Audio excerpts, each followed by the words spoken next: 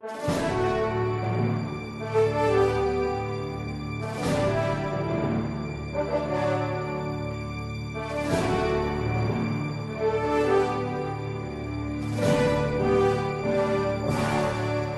queridos irmãos e minhas queridas irmãs, é o Padre Paulo Ricardo. Uma alegria acolher você mais uma vez no nosso programa Testemunho de Fé. E nós queremos todos os finais de semana dedicar a Deus um tempo para que Ele nos alimente com a sua palavra, com a reflexão, uma reflexão robusta daquilo que realmente é uma palavra salvífica para nós. Cada domingo, quando o sacerdote termina de proclamar o Evangelho, nós dizemos Palavra da salvação. E agradecemos a Deus por isso. Glória a vós, Senhor. É realmente nessa palavra que nós encontramos um caminho de salvação. E é sobre a salvação que trata o Evangelho desse domingo. São Lucas capítulo 13, versículos de 22 a 30, é o Evangelho que nós proclamamos neste 21º domingo do tempo comum. Jesus, no Evangelho de Lucas, a partir do capítulo 9, versículo 51, está indo para Jerusalém. E ele o faz com bastante firmeza. Ele decididamente sabe que vai para o encontro fatal que conduzirá ele à doação extrema de sua vida, derramando seu sangue na cruz por amor a nós. Nesse contexto é que alguém chega para Jesus e pergunta a respeito do número dos que serão salvos. A tradução que nós temos no versículo 23 é esta: Senhor, é verdade que são poucos os que se salvam? E Jesus se recusa a responder esta pergunta, não é? Porque a pergunta ela é a respeito do número dos salvos. Ele quer saber se são oligoi, ou seja, poucos. Poderíamos dizer assim, é uma oligarquia somente que vai ser salva, ou seja, são aqueles poucos eleitos e escolhidos que serão salvos e o resto será uma grande massa damnata, ou seja, um grande número perdido e condenado ao inferno? Bom, Jesus não responde a esta pergunta. Ele inverte os termos da questão. Ele não quer falar a respeito dos que serão salvos. Ele quer, ao contrário, falar a respeito daqueles que irão se perder. Não é? E ele responde com toda clareza. A nossa tradução brasileira diz assim: fazei todo o esforço possível para entrar pela porta estreita.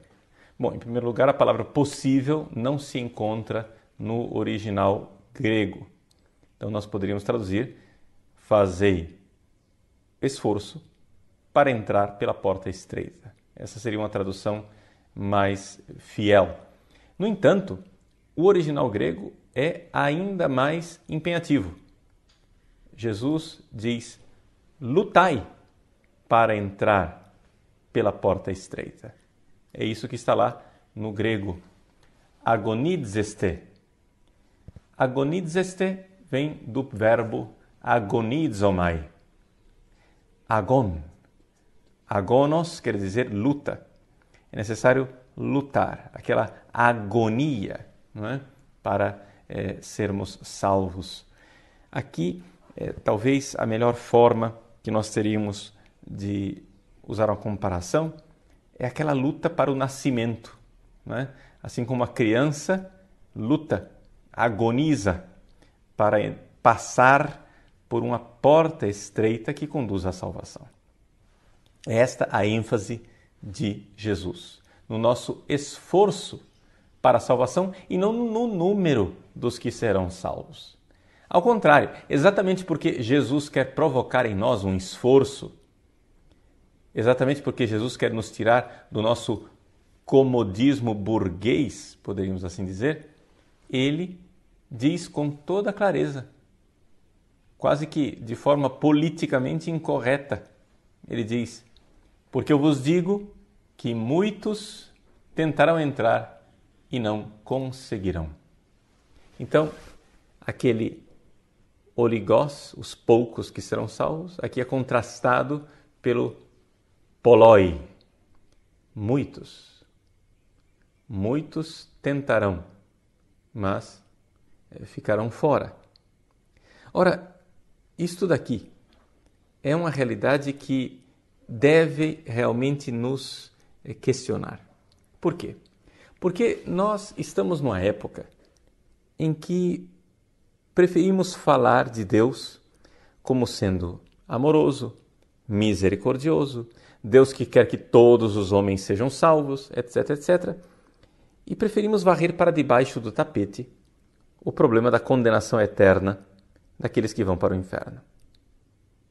Ora, Jesus, ele não quer aqui preservar a sua imagem. Ele não está preocupado com a estética.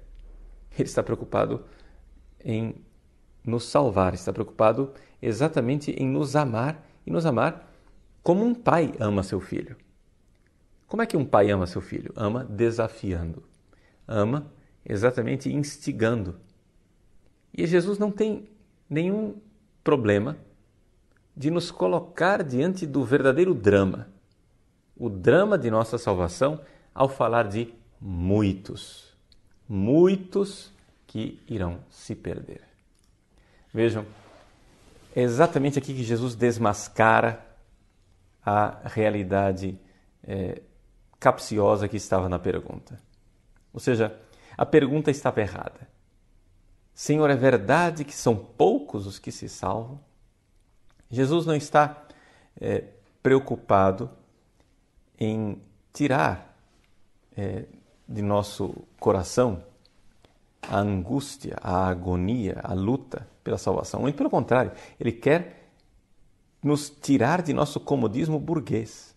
Se Jesus respondesse essa pergunta dizendo, não, que é isso, rapaz, Deus quer que todos os homens sejam salvos, serão muitos os que vão se salvar, qual seria o perigo dessa resposta? Que é geralmente a resposta que se dá hoje em dia na igreja, já que nós estamos mais preocupados com a nossa estética, com a nossa boa imagem, do que com a salvação das pessoas. Bom, dando essa resposta, Jesus estaria nos colocando num comodismo. Vai ser muita gente que vai salvar, então não preciso me preocupar que provavelmente eu estou dentro do número dos salvos, afinal das contas, eu não sou tão ruim assim. Nunca matei ninguém, nunca roubei ninguém, então tudo bem. Ficamos presunçosos. Jesus quer nos tirar do comodismo, quer nos tirar da presunção. E ele diz, muitos, sim, muitos tentarão entrar e não conseguirão. Ora, esta realidade é uma realidade que está em plena sintonia com a fé tradicional da Igreja Católica. Em primeiro lugar, nós, católicos, cremos que existe um inferno. Hoje, o homem moderno tem dificuldade de crer na existência do inferno. E o raciocínio que geralmente se faz é este: se Deus é amor, se Deus é infinita misericórdia, como pode um Deus de amor e de infinita misericórdia criar o inferno? Ora, a resposta a essa pergunta está no fato de que Deus não criou o inferno. Deus criou a liberdade. Deus criou a liberdade dos anjos. Deus criou a liberdade dos homens. E foram os anjos e os homens que usaram mal a sua liberdade e inventaram o inferno. O inferno não foi criado. O inferno foi inventado. E é exatamente nessa invenção infernal que consiste o risco da vida. Nós somos livres para amar a Deus ou para rejeitá-lo. O inferno não existe por uma deficiência da misericórdia divina. Se vós que sois maus quereis dar coisas boas aos vossos filhos, quanto mais o Pai do céu, diz Jesus, recordando a bondade do Pai eterno. No entanto, o nosso problema não é uma falta de bondade, uma falta de misericórdia, uma falta e deficiência no amor divino. O problema está na deficiência nossa. Então, a pergunta do interlocutor de Jesus no Evangelho é uma pergunta de um curioso que quer saber, no balanço final, quantos vão entrar na vida eterna. Jesus quer nos trazer de volta para a terra, quer nos trazer de volta para o drama, para o risco. Sim, a vida é um risco. Nós temos a nossa alma em risco. Estamos correndo um grande perigo, o perigo de nos perdermos. Por isso, nosso Senhor diz: muitos tentarão entrar e não conseguirão. Vejam, aqui então, nós devemos mudar a mentalidade. O Evangelho de hoje quer provocar exatamente uma mentalidade para nós compreendermos que a vida cristã requer esforço, requer um cansaço, exige, como diria São Paulo, a bela batalha da fé. É uma frase que está presente na primeira carta de São Paulo a Timóteo, capítulo 6, versículo 12. São Paulo diz assim: combate o bom combate da fé. Conquista a vida eterna, para a qual foste chamado e fizeste aquela nobre profissão de fé perante muitas testemunhas. A expressão que São Paulo usa é esta: combate o bom combate da fé. A palavra inicial é esta: agonizo. Agonizo é o mesmo verbo do nosso Evangelho. Esforçai-vos para entrar pela porta estreita. Lutai para entrar pela porta estreita. São Paulo diz: lute. Lute o quê? O ton kalon agona tes pisteus. Ton kalon agona quer dizer o belo combate, que é traduzido aqui como o bom combate. Mas existe uma beleza neste combate, nesta luta. É o fato de que a nossa luta é uma luta de quem ama. Sim, porque não há uma outra forma de nós mostrarmos o nosso amor por Deus a não ser na luta. Deus gosta de nos ver lutar. Como nós poderíamos mostrar o nosso amor por Ele se estivéssemos continuamente no nosso contentamento burguês? É exatamente por isso que nosso Senhor permite a tentação. Nosso Senhor permite que nós sejamos provados na fé. Como diz a carta aos Hebreus, capítulo 12, versículo 1, o pecado nos assedia. Ele está continuamente ao nosso redor, como diz a primeira carta de São Pedro, como um leão rugindo, procurando a quem devorar. Então, Deus quer que todos os homens sejam salvos e cheguem ao conhecimento da verdade, diz a primeira carta de Timóteo, capítulo 2, versículo 4. No entanto, nesta mesma carta, São Paulo, no capítulo 6, fala que é necessário combater o combate. É Ele, nosso Senhor, quem conosco irá combater este combate. É importante exorcizarmos um pouco toda a tentação pelagiana de acharmos que estamos lutando sozinhos. Não. O que Jesus faz nesse Evangelho é o convite de nós entrarmos nas fileiras dos exércitos de Deus. É Ele o nosso general. É Ele quem combate conosco. É Ele, sim, o Senhor, quem do nosso lado nos sustenta na batalha. Os salmos, como o Salmo 43, o Salmo 119, nos recordam que a nossa luta, ela é, na verdade, lutada pelo próprio Deus. É Ele, o Senhor, que conosco está na batalha e nos dá a força e nos dá a vitória. Ao longo de toda a história do povo de Deus, o Senhor faz questão de mostrar que a vitória é dele. Desde a vitória de Gideão, em que Deus mandou para casa a grande maioria dos soldados, até as vitórias mais simples de tentações que nós vivemos hoje no dia a dia. Deus está nos preparando uma felicidade eterna. Como diz a primeira leitura desse domingo, haverá uma multidão, sim, que virão do Oriente e do Ocidente, do Norte e do Sul, para se sentar na mesa do reino de Deus. É o banquete escatológico. Nós nos sentaremos com tantas pessoas e ficaremos surpreendidos de quantos serão salvos. No entanto, a tendência nossa é, uma vez que recebemos a notícia desta multidão, deste número pleno dos 144 mil salvos, ou seja, 12 vezes 12 vezes 1000, um número imenso, é nós ficarmos tranquilos em casa sem querer nos esforçar. Mas o amor exige esse esforço. Vejam, Deus nos prepara um banquete, nos prepara uma mesa, uma felicidade eterna. Mas nesta festa do paraíso, ninguém entrará obrigado. Entrarão somente aqueles que livremente desejarem estar com Deus. Mas como é possível que eu, depois de viver uma vida egoísta, depois de viver uma vida totalmente voltada contra o amor, no fim, no juízo final, no último dia, abrace o Deus crucificado que eu, durante toda a minha vida, rejeitei? Nós temos aquele ditado popular que lembra que o diabo foge da cruz. Pois bem, também nós,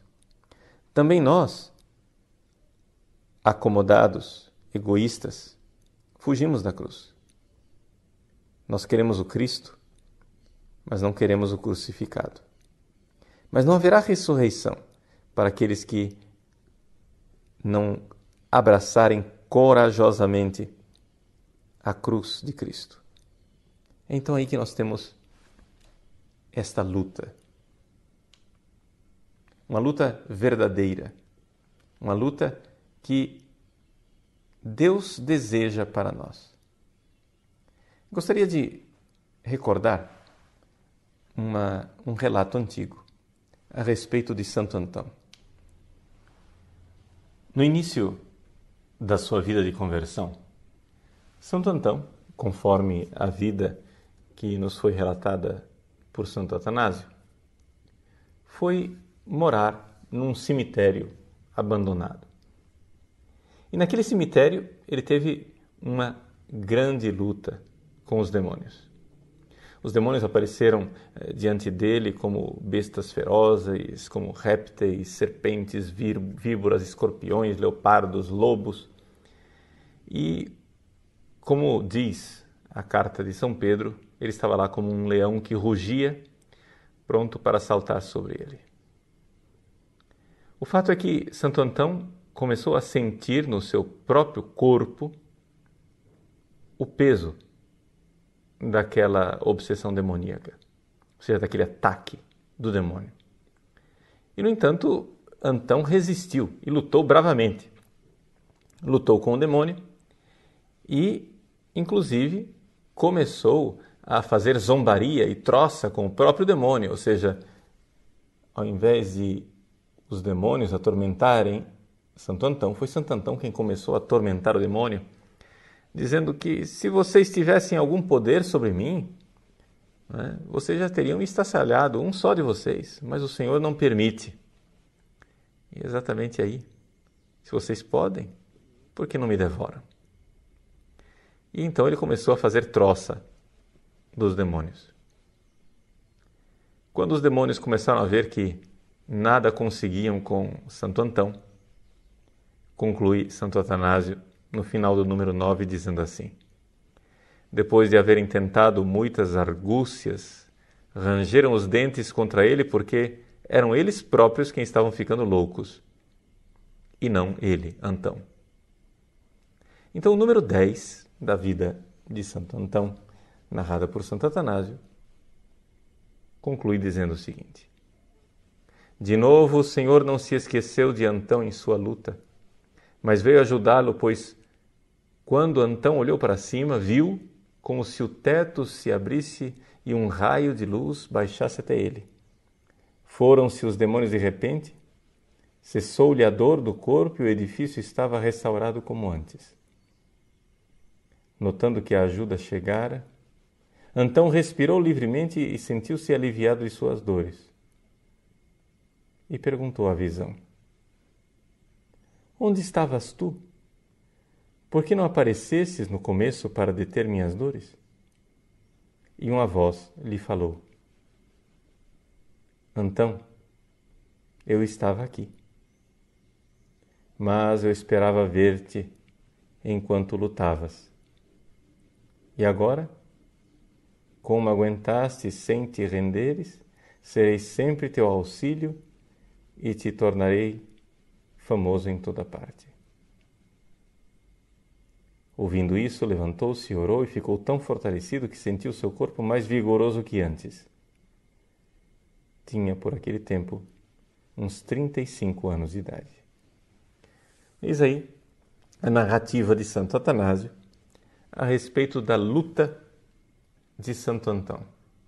A luta de Santo Antão no deserto.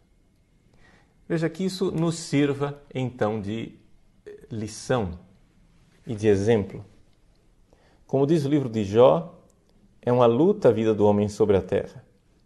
Se você quer viver essa vida como se ela fosse uma colônia de férias, como se você estivesse aqui simplesmente para gozar e usufruir dos bens dessa terra, criando aqui o seu pequeno paraíso, então o tipo de luta, sofrimento e de cruz com o qual você se encontra no seu dia a dia seria uma realidade realmente desesperadora. Mas se você vive a sua vida como de fato ela é, ou seja, como uma luta, então as coisas mudam. A cruz, o sofrimento, as tentações já estão previstas, ou seja, tudo isso faz parte do script. Então, se é assim, lute. Lute porque a luta é a forma de você mostrar o seu amor por Jesus. Claro que nós somos tentados como Antão a nos perguntar: onde estavas tu, Senhor? Mas nosso Senhor responde: eu estava aqui. Eu estava aqui e eu queria te ver lutar. Por isso, meus irmãos, a lição que o Evangelho desse domingo quer nos dar é esta realidade. Nós precisamos ter uma infinita confiança, uma confiança imensa na infinita misericórdia de Deus. Mas, ao mesmo tempo, não podemos transformar o nosso cristianismo num comodismo burguês, presunçosos, considerando que já estamos salvos, sem esforço de nossa parte. Vamos recordar que, conforme a doutrina da Igreja, que a presunção é um dos pecados contra o Espírito Santo. A presunção de ser salvos sem mérito algum, ou seja, de sermos salvos sem a luta, sem o belo combate da fé. Então, ouçamos nosso Senhor e deixemos que a sua palavra ecoe como ele pronunciou através de São Paulo na primeira carta a Timóteo. Combate o bom combate da fé. Conquista a vida eterna. Não se trata de pelagianismo, de acharmos que é o nosso esforço humano quem vai conquistar a vida eterna. Mas certamente não seremos salvos sem a nossa participação. Nós somos chamados, diz São Paulo, chamados por aquela nobre profissão de fé. A fé é o nosso chamado, nossa vocação primeira. E é ela quem nos introduz como soldados de Cristo. Principalmente você que é crismado, você que recebeu o sacramento da confirmação, renove então nesse domingo esta sua vocação de soldado de Cristo. Homem e mulher maduros que combatem o bom combate da fé. Abençoe-vos o Deus Todo-Poderoso, Pai e Filho e Espírito Santo. Amém.